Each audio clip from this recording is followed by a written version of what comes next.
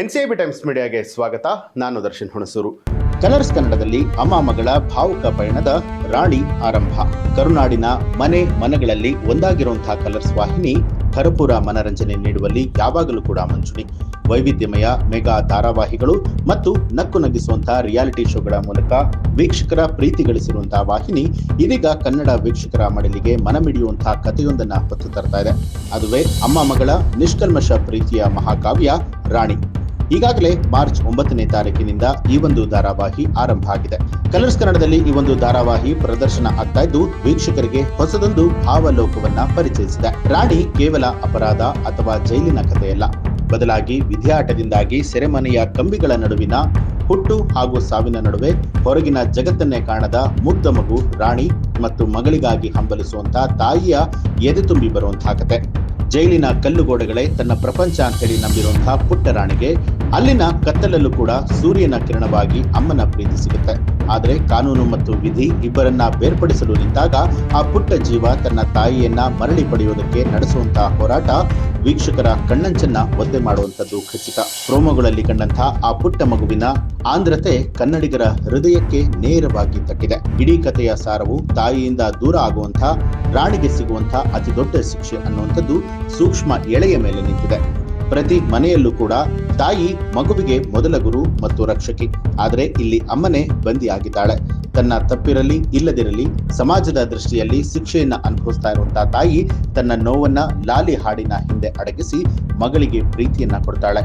ಈ ಮೌನ, ಸಂಕಟ ಮತ್ತು ಮಗುವಿನ ಅಚಲ ನಂಬಿಕೆಯ ನಡುವಿನ ಸಂಘರ್ಷವು ಪ್ರತಿಯೊಬ್ಬ ವೀಕ್ಷಕರ ಎದೆಬಡಿತವನ್ನ ಹೆಚ್ಚಿಸುವಂತೆ ಚಿತ್ರೀಕರಣ ಮಾಡಲಾಗಿದೆ. ಪ್ರೋಮೋದಲ್ಲೇ ಸಾಕಷ್ಟು ಕುತೂಹಲವನ್ನ ಹುಟ್ಟು ಹಾಕಿದಂತ ಈ ಒಂದು ಕಥೆಯು ಹಾಗೆ ಪ್ರತಿಯೊಂದು ದೃಶ್ಯವೂ ಕೂಡ ಭಾವನಾತ್ಮಕ ತಳಮಳವನ್ನ ಅತ್ಯಂತ ಪರಿಣಾಮಕಾರಿಯಾಗಿ ಕಟ್ಟಿಕೊಟ್ಟಿದೆ.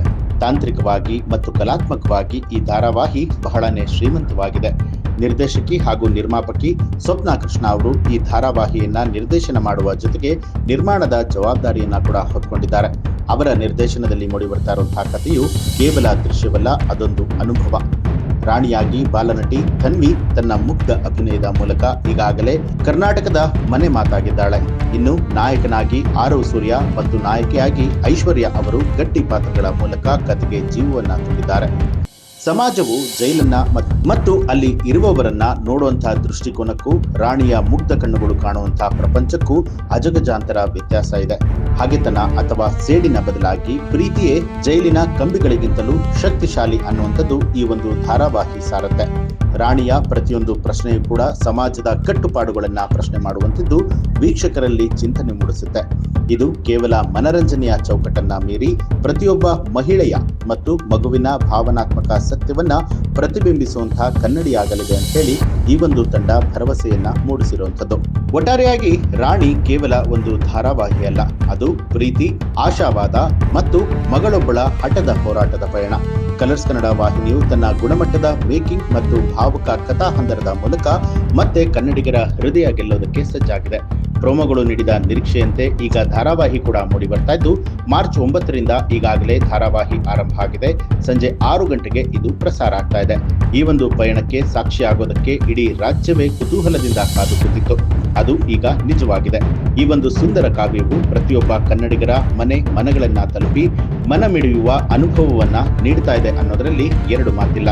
ನೀವು ಕೂಡ ಕಲರ್ಸ್ ಕನ್ನಡ ವಾಹಿನಿಯಲ್ಲಿ ರಾಣಿ ಧಾರಾವಾಹಿಯನ್ನ ನೋಡ್ತಾ ಇದ್ರೆ ನಿಮ್ಗೆ ಏನ್ ಅನ್ಸುತ್ತೆ ಅನ್ನೋದನ್ನ, ಜೊತೆಗೆ ಯಾವ ಪಾತ್ರ ಇಷ್ಟ ಆಯ್ತು ಅನ್ನೋದನ್ನ ಕಮೆಂಟ್ ಮಾಡಿ.